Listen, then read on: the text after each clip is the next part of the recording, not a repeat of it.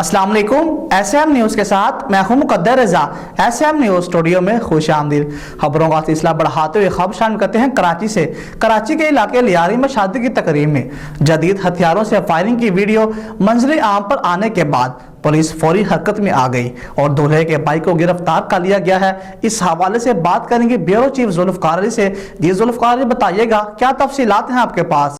जी बिल्कुल, लिहारी कलाकोट धोबी घाट के इलाके में 10 जनवरी को शादी की तकरीब में जदीद हथियारों से फायरिंग के वाक़े का नोटिस लेते हुए SSP सिटी सरफराज नवाज शेख ने फायरिंग में मुलव्वस अफराद के खिलाफ मुकदमा का हुक्म दिया था, जिस पर पुलिस ने दूल्हे इकबाल नियाजी के भाई बहादुर और नवाज समेत दीगर सूरत शनास अफराद के खिलाफ कलाकोट थाने में मुकदमा दर्ज कर लिया है।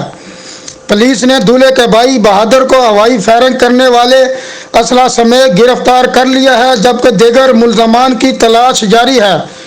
इस हवाले से पुलिस का कहना है कि मुल्जमान ने 8 रोज़ कबल इकबाल नियाजी की शादी की तकरीब में जदीद असला के साथ हवाई फायरिंग की, जिसके नतीजे में शहरियों के जख्मी होने का अंदेशा था। ताहम खुशकिस्मती से कोई जानी नुकसान नहीं हुआ। जी बहुत शुक्रिया जुल्फकार तफसीलात से आगाह करने के लिए। अब तक के लिए इतना ही। मजीद खबरों के लिए देखते रहिए SM न्यूज़।